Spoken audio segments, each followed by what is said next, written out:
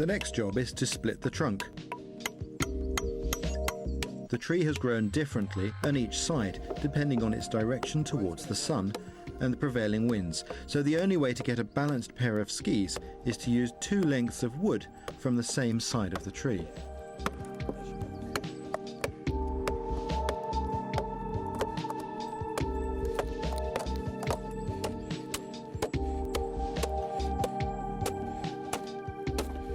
There we are. Yeah, totally would work.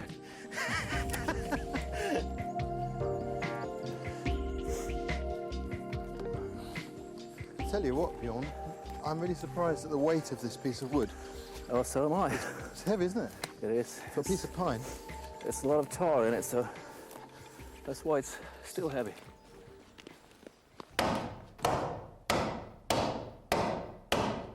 Once the wood is suitably dry and has been sawn into planks, Bjorn can start work on the skis. He is using a traditional axe to hew the shape out, which takes great skill.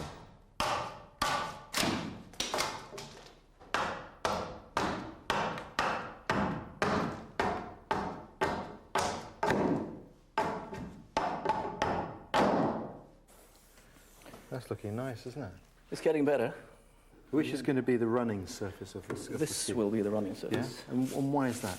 Why is that? You got the fibers running straight across, straight through the ski, Yeah. like this, and it makes it stronger. So you choose the side where these are most perpendicular to the surface. Exactly. Right. Okay. When you run on these skis later on, all the soft wood in between, the white wood in between here is going to wear out a little bit. Yeah. And going to make so the ski becomes like the rings become like lots of little skates. Yeah. Yep. Exactly. Having learned to make skis out of wood, Bjorn now teaches the method to others. It really impresses me how traditional skills like this are kept alive in Sweden. In today's age, when we have all the modern materials to make skis, why make them of wood? That's a good question, really, but getting to know how to do it was for me a big challenge, really. But doing my own skis and then go out and run on them in the deep snow, it's like, that was absolutely great. Really satisfying. Yeah, absolutely. Instead of going and buy something, you don't know how it's been manufactured or what kind of waste there is from the things they use to making the ski in the plastic or toxic waste or whatever. Yeah. The skis are born of nature in that we're using a living tree, as it were. When you're finished with them, they return to it. Exactly. After hours spent carving the skis, they're ready to be bent into shape. Steam is used to soften the wood and make it pliable. Yeah, we could try that. These cross-country skis are traditional in this part of the world. They have a large curve at the front, making it easier to travel through deep snow. They'll be left in the rack overnight so that they can set into the characteristic shape.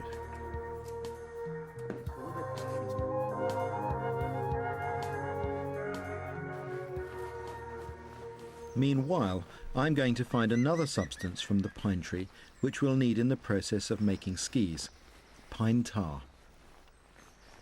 In this area, pine tar has been an important commodity for centuries.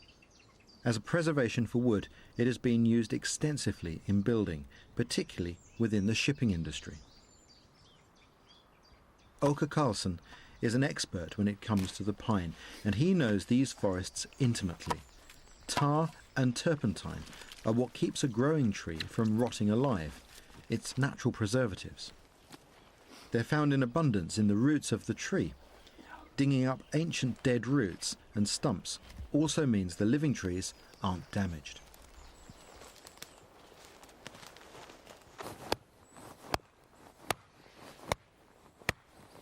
This is the pine that Åke dug up from the bog. It's absolutely suffused with turpentine. You can really smell it. It's much stronger than ordinary wood from the forest here. Fantastic smell.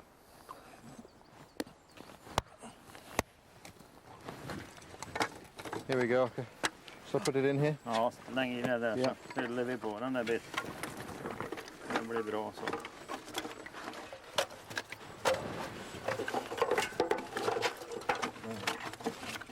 going to happen is when we've got this full of the wood, we're going to put a lid on top and seal it around the edge so that it's airtight on top here. Then we light a fire around it. When the wood inside gets to 430 degrees Celsius, it starts to produce tar. That drops under the action of gravity and will drop out of the bottom. In the old days, they'd dig a hole in the ground and put another container underneath it. But today, so that people can see what happens, there's a tube running out the bottom, and that's where the tar's going to come out. Okay, how long have you been doing this? Ja, jag har väl sysslat med det här i 10-15, ja, det är nog 15 år. I've been making tar in this way for about 15 years, but when I was younger, I used to help make it commercially in the forest. Förr i världen då gjorde man ju kärdalar. We dig 50-meter-long trenches and produce around 5,000 litres of tar at a time. Nej, jag jobbar ju inte. These days, I travel around demonstrating this traditional skill to the public and in schools. Så vi åker ju runt till skolor och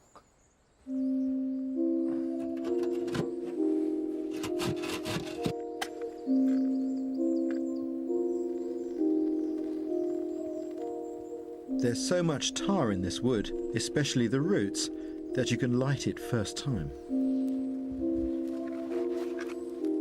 It'll only take around an hour for the wood packed inside to produce the tar. While we're brewing up the tar over there, I thought I'd show you another use of the pine tree.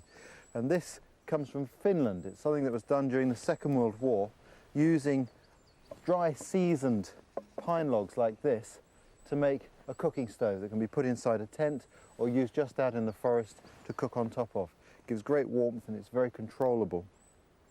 And all that I've done is I've cut a cross into the log using a chainsaw here. It can be done with a handsaw, and if you haven't got a handsaw you can actually just split a log into 4 and stick the ends into the ground close together like this. That would also work. What I'm going to do now is take some bark and pop that down into these slots, which are light, so that I can ignite this log.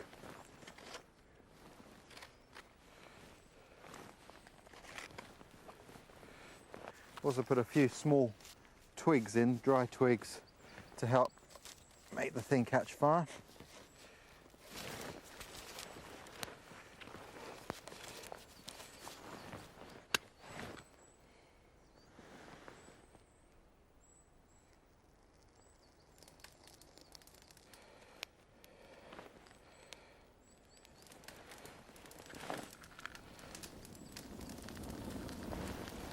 Well, that's the stove going. You can see now it's burning all of its own. It doesn't need any tending. It just goes on and on and on. Fantastic fire. And the great thing is we can put our kettle on top to brew up some tea. One of the other advantages of this is that if you put it on snow, because the base isn't hot, it doesn't sink into the snow, which is absolutely ideal here in winter.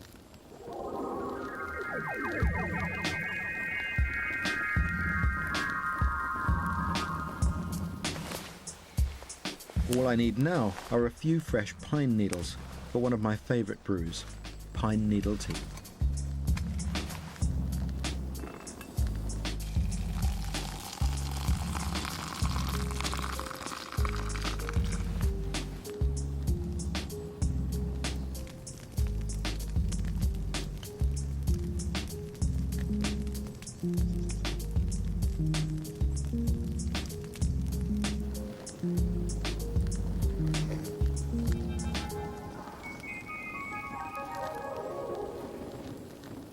How have we done then, Orca? det har blivit cirka 5 liter. 4 or 5 litres? 5 liter. 5 litres? Ja. That's fantastic. Look at that. That's amazing. This is often called Sweden's black gold. There was a time when the Royal Navy floated because of this material, and its ropes and its rigging didn't rot because they were treated with this sort of tar. This was a very important commercial product. It's too hot at the moment to open up this casing, but if we did, what we'd find inside there is this, charcoal. That's all that would be left of the wood that we put in earlier today. But even that doesn't go to waste. Bjorn, the tar. Oh, This great. is the tar we made from the pine. I think that's really first-class thick stuff. Yeah, this is really thick. Yeah. Well, you said you wanted tar. We will supply you with nothing but the best.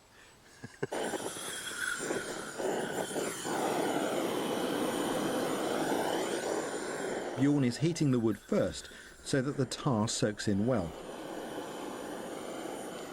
A good coat on these skis means no water will be able to get into the pine and the wood will be preserved.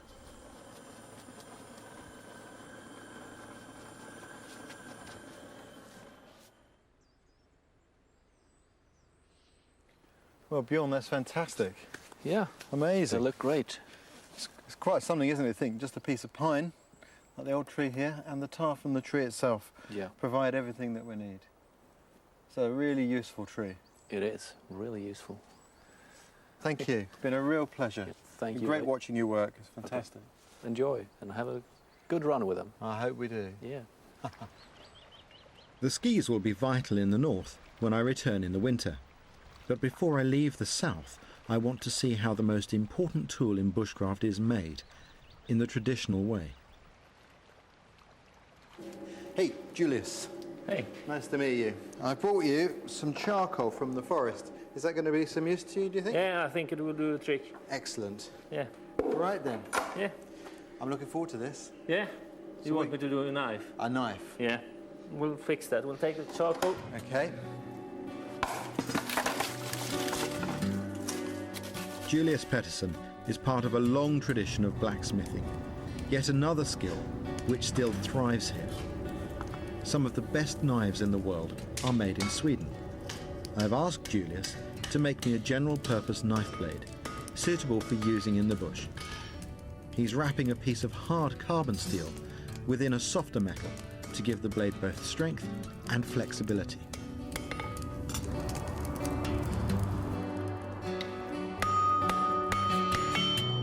Julius makes it look easy, but the knowledge and experience which is needed to do this takes many years to learn. Julius, how did you become interested in making knives and the blacksmithing tradition here? Yeah, it started when I was about 6.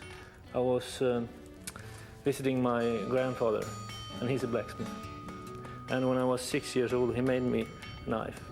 And you know, little boy with a knife, he was my hero, always. Yeah.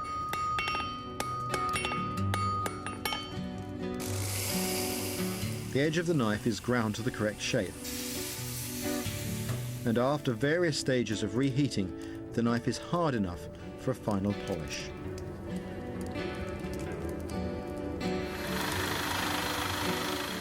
All my blade needs now is the handle, which I plan to make when I'm in the north.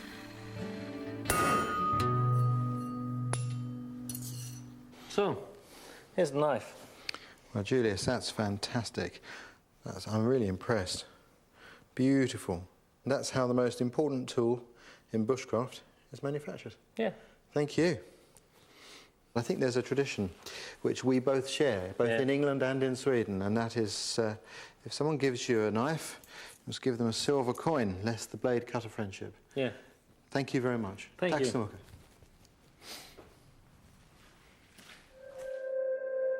My journey takes me 1,100 kilometers north to Swedish Lapland. When autumn turns to winter, temperatures here can drop as low as -50. And it seems a completely different country.